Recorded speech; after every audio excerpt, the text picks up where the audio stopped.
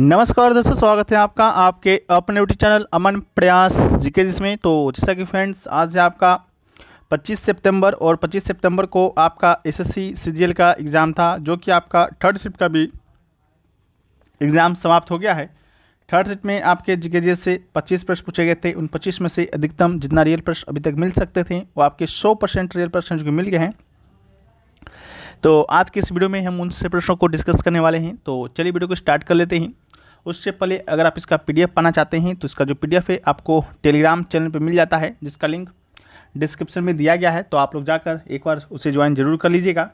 और जो लोग भी चैनल पे नए हैं, चैनल को सब्सक्राइब नहीं किए हुए हैं, आप लोग से विनती है कि आप लोग चैनल को सब्सक्राइब कर लीजिएगा और नोटिफिकेशन बेल कॉल पर क्लिक कर लीजिएगा, ठीक है। तो आज का जो हमारा पहला जो प्रश्न है वो फ्रेंड्स वह है कि सिरका का रासायनिक नाम क्या है, ठीक है। तो सिरका का रासायनिक नाम की बात करते हैं तो राइट आंसर आपका एसिटिक अम्ल, इसका आपका राइट आंसर हो जाएगा। सिरका का रासायनिक नाम आपका एसिटिक अम्ल है। एसिटिक अम्ल को ही हम लोग एथेनोइक अम्ल भी कहते हैं, ठीक है। इसके अलावा रासायनिक सूत्र की बात करते हैं तो CH3COOH इसका रासायनिक सूत्र होता है। इसके अलावा सिरका एसिटोबैक्टीरिया परिवार से बैक्टीरिया के द्वारा इथेनॉल जो कि अनाज शराब से के किण्वन से बनता है। इसके अलावा इसमें एसिटिक अम्ल, जल और अन्य रसायनों की वृत्त मात्रा होती है, जिसमें फ्लेवरिंग शामिल हो सकता है। इसके अलावा स्प्रिट सिरका गन्ने से बनी एक मजबूत किस्म और दुगनी किण्वित होता है। पहला किण्वन चीनी को अल्कोहल में परिवर्तित करता है, जबकि दूसरा किण्वन अल्कोहल को एसिटिक अम्ल में परिवर्तित करता है, ठीक है। तो इस बात को भी याद रखना है। वीडियो में आगे बढ़ते हैं, लेकिन उससे पहले दोस्तों बात कर लेते हैं टेक्स्ट बुक के बारे में। टेक्स्ट बुक फ्रेंड्स आपका एक ऐसा प्लेटफॉर्म है जो कि आपको विभिन्न एग्जामों का मॉक टेस्ट प्रोवाइड कराता है। मॉक टेस्ट के साथ साथ आपको ये विभिन्न एग्जामों का POIPs भी प्रोवाइड कराता है। टेक्स्ट बुक के ऊपर अभी के समय की बात करें तो यहाँ पर आपको 850 प्लस एग्जामों का 80,000 प्लस मॉक टेस्ट के साथ साथ 17,000 प्लस POIP है, जो कि आपको यहाँ पर देखने को मिलता है।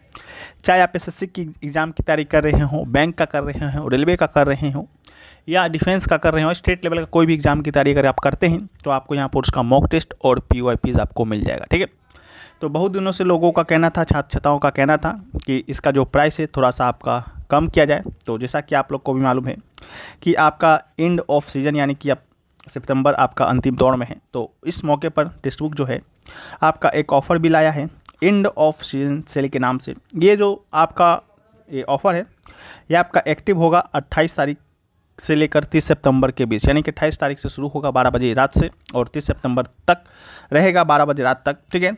पास प्रो पर आपका सबसे लोएस्ट जो प्राइस है उसको आपको डाउन किया जा रहा है, जिसे हम लोग बिगेस्ट प्राइस ड्रॉप के नाम से भी कह सकते हैं, ठीक है।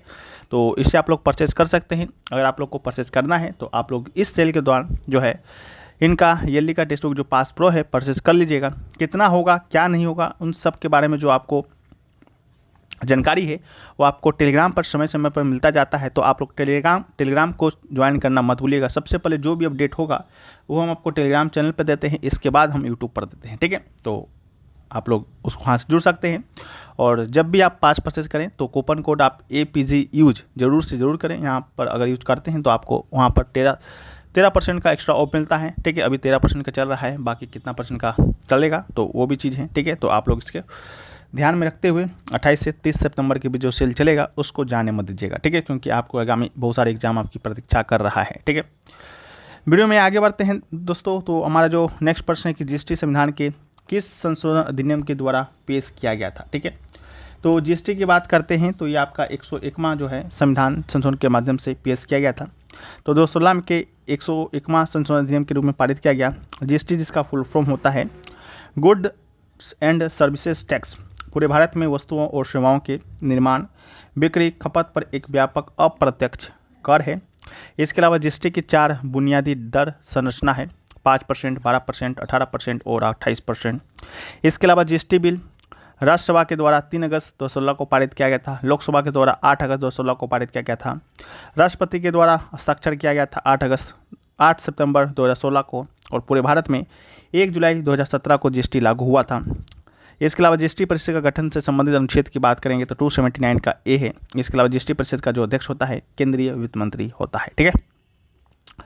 नेक्स्ट आपका है होला मोहल्ला किस समुदाय का त्यौहार है। तो होला मोहल्ला की बात करेंगे तो ये आपका सिख समुदाय का त्यौहार है, ठीक है। होला मोहल्ला जिसे हम लोग होला भी कहते हैं। और 3 दिवसीय सिख त्यौहार जो कि आमतौर पर मार्च में पड़ता है या चेट के चंद्र महीने के दूसरे दिन होता है। आमतौर पर हिंदू बसंत त्यौहार होली के एक दिन बाद, लेकिन कभी कभी इसके साथ मेल खाता है। होला मोहल्ला दुनिया भर के सिखों का एक बड़ा उत्सव है। ठीक है, अगला है कि Mansi Ram is located on which hills of Meghalaya. ठीक है, तो मानसी राम की बात करेंगे तो ये आपका खासी पर्वत पर स्थित है, जिसका राइट आंसर आपका खासी होगा। खासी पर्वतमाला की बात करते हैं तो भारत के मेघालय राज्य में शिलोंग पठार पर आपका ये स्थित है। खासी पहाड़ियाँ गारो खासी जयंतिया पर्वत श्रेणी का एक हिस्सा है और पूर्वांचल पर्वत श्रेणी और बड़ी पटकाई पर्वत श्रेणी से आगे पूर्व में जुड़ती है। इसके अलावा सबसे ऊंचा चोटी लुम शिलोंग है जो 1968 मीटर ऊंची है। इसके अलावा जयंतिया की बात करेंगे, ये भी मेघालय में स्थित है, तो ये आपका मेघालय राज्य के पूर्व में स्थित है। खासी पहाड़ी के पूर्व में पटकाई पहाड़ी श्रृंखला का हिस्सा है। भारत में अमर सीमाओं का पार है। ये गारो पर्वतमाला है, ये आपका ये भी मेघालय में स्थित है, तो इसको भी याद रखिएगा। नोकरेक जो चोटी है गारो पहाड़ी की सबसे ऊंची चोटी है। ठीक है, अगला है कि what is the rank of India in the Commonwealth games 2022। ठीक है, तो इसका जो राइट आंसर होगा वो आपका 4th पोजीशन इसका आपका राइट आंसर हो जाएगा। ठीक है, जो भारत का जो स्थान था 2022 के कॉमनवेल्थ गेम्स में वो आपका 4th था। इसके अलावा जो है आपका बर्मिंघम इंग्लैंड में खेला गया था 28 जुलाई से 8 अगस्त के बीच। इंडिया फिनिश किया था 61 मेडल पर, जहाँ पर 22 गोल्ड आया था, 16 सिल्वर आया था और 23 आपका ब्रोंज आया था। ठीक है, तो इसको भी याद रखना है। 4th प्लेस पर आपका ये भारत ने ख़त्म किया। अगला है कि भारत के किस प्रधानमंत्री के द्वारा 1968 में गेहूं क्रांति शीर्षक में से एक विशेष डाक टिकट जारी किया गया था। राइट आंसर आपका इंदिरा गांधी हो जाएगा। ठीक है, इंदिरा गांधी के द्वारा ही 1968 में गेहूं क्रांति शीर्षक एक विशेष टिकट है जो कि आपका शुरू है जो कि किया गया था, तो इसको भी याद रखना है। अगला जो है वह है कि त्रिपक्षीय संघर्ष में कौन कौन सा वंश शामिल था। तो त्रिपक्षीय संघर्ष में एक तो प्रतिहार वंश था, पाल वंश था और आपका एक राष्ट्रकूट वंश था। ठीक है, त्रिपक्षीय संघर्ष आपका 785 से लेकर 1816 ईस्वी तक के मध्य में होता है। इसके अलावा इसे कनौज त्रिभुज युद्ध भी कहा जाता है। उत्तरी भारत में कनौज साम्राज्य के सिंहासन के नियंत्रण के लिए लड़े गए युद्धों की एक श्रृंखला थी। उसमें युग के 3 शक्तिशाली राजघराने शामिल थे, प्रतिहार, पाल और राष्ट्रकूट। अगला है जनजातीय गौरव दिवस है जो कि आपका कब मनाया जाता है या किसके जन्म दिवस के उपलक्ष्य में मनाया जाता है। तो जनजातीय गौरव दिवस आपका पहली बात तो कब, तो 15 नवंबर को हर साल बनाया जाता है। तो 15 नवंबर का दिन याद रखना है। साथ में किसकी जयंती पर, तो बिरसा मुंडा जी की जयंती पर। ठीक है, तो जनजातीय गौरव दिवस बिरसा मुंडा की जयंती पर मनाया जाता है, जो झारखंड के एक आदिवासी नेता और स्वतंत्रता सेनानी थे। यह दिन भारत में आदिवासी समुदाय के लोगों के योगदान का सम्मान करने और उनकी सांस्कृतिक और पहचान को बढ़ावा देने के लिए मनाया जाता है। बिरसा मुंडा को 19वीं सदी के अंत में ब्रिटिश औपनिवेशिक शासन के खिलाफ मुंडा विद्रोह में उनकी अहम भूमिका के लिए जाना जाता है। अगला है कि 2022 में पद्मश्री से सम्मानित अर्जुन सिंह धुर्वे निम्नलिखित में से किस नृत्य शैली के आदिवासी नर्तक हैं। ठीक है, तो अर्जुन सिंह धुर्वे की बात करेंगे तो ये बैगा नृत्य से संबंधित है, तो बैगा इसका आपका राइट आंसर होगा। 2022 में पद्मश्री का अवार्ड है जो कि दिया गया था। जो बैगा जो नृत्य है वो आपका मुख्य रूप से छत्तीसगढ़ से संबंधित है, मध्य प्रदेश में भी किया जाता है। ठीक है, तो इसको भी याद रखना है। अगला है संविधान का अनुच्छेद 39B है जो कि किससे संबंधित है। तो अनुच्छेद 39B की बात करेंगे तो यह आर्थिक व्यवस्था से जुड़े मामलों का संबंध से संबंधित है। ठीक है, संविधान का अनुच्छेद 39B में से आर्थिक व्यवस्था से जुड़े मामलों का संबंध है। यह आर्थिक व्यवस्था के लिए को फिर से व्यवस्थित करने और समाजवादी तरीके से वितरण करने का मकसद रखता है। इस अनुच्छेद के मुताबिक ऐसी जमीन का समान वितरण आम भलाई के लिए किया जाना चाहिए। अगला है प्रधानमंत्री उज्ज्वला योजना कब शुरू किया गया था। तो प्रधानमंत्री उज्ज्वला योजना की बात करते हैं तो मई 2016 में ये शुरू किया गया था। 1 मई 2016 को प्रधानमंत्री नरेंद्र मोदी जी के द्वारा इसे पेट्रोलियम और प्राकृतिक गैस मंत्रालय अपनी तेल विपणन कंपनियों के माध्यम से क्रियान्वित करता है। सरकार का लक्ष्य देश में बीपीएल परिवारों को एलपीजी कनेक्शन प्रदान करना है। इस योजना का उद्देश्य ग्रामीण भारत में उपयोग किए जाने वाले खाना पकाने और अशुद्ध ईंधन को साफ सुथरे अधिक कुशल एलपीजी से प्रतिस्थापित करना है। अगला है एल्युमिनियम मैग्नीशियम वेल्डिंग के लिए कौन सा तत्व का उपयोग किया जाता है या कौन सा गैस का उपयोग किया जाता है। इस प्रकार का प्रश्न आपके एग्जाम में बना होगा। तो गैस की बात करेंगे तो इसका राइट आंसर आपका आर्गन गैस होगा। अगला है वह है कि आपका किस खेल के साथ आप ब्लू लाइन, फेस ऑफ और आइसिंग शब्दों का जोड़ेंगे। तो ब्लू लाइन आपका साथ आया था, तो ब्लू लाइन जो है आपका आइस हॉकी से संबंधित ही है, तो आइस हॉकी इसका राइट आंसर होगा। अगला है कि who was the founder of खुदाई खिदमतगर मूवमेंट। तो खुदाई खिदमतगर मूवमेंट जो है अब्दुल गफ़ार खान के द्वारा शुरू किया गया था, ठीक है। तो the movement was led by Abdul Ghaffar Khan, known locally as Bacha Khan and बादशाह खान और सरहदी गांधी, ठीक है। अगला है गोल्जी उपकरण का खोज किसने किया था। फिगर दे के आपसे पूछा गया था। तो गोल्जी उपकरण का जो खोज है वो किसने किया, तो कैमिलो गोल्जी ने किया था 1898 में। उन्होंने तंत्रिका कोशिकाओं में क्रोमोअर्जेटिक अभिरंजन द्वारा आंतरिक जालीदार उपकरण के रूप में इनकी खोज की थी, जिसका अर्थ है कि आंतरिक जालीदार उपकरण। और 1898 में उनके नाम पर अंक का नामकरण जो कि किया गया था। 1910 में गोल्जी उपकरण और 1956 में गोल्जी कॉम्प्लेक्स के नाम से जाना जाने लगा। ये आपका गोल्जी उपकरण का ये जो फ्रीक है।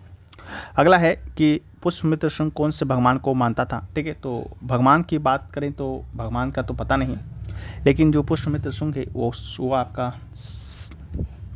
शिव यानी कि हिंदू या कहें तो वैदिक धर्म को मानता था, ठीक है। और इससे पहले जो पुष्यमित्र शुंग ने शुंग वंश का स्थापना किया था, इससे पहले मगध समाज का जो था उसमें जो था बौद्ध धर्म को बहुत बढ़ावा दिया जा रहा था। इस कारण से इससे खिन्न होकर जो है पुष्यमित्र शुंग ने आपका मगध का जो अंतिम जो समाज था, मौर्य समाज का जो अंतिम राजा था वृद्धदत्त, उसकी हत्या करता है और बाद में आपका एक ब्राह्मणवादी वंश का स्थापना करता है, जिसे हम लोग पुष्य शुंग वंश के नाम से जानते हैं, ठीक है।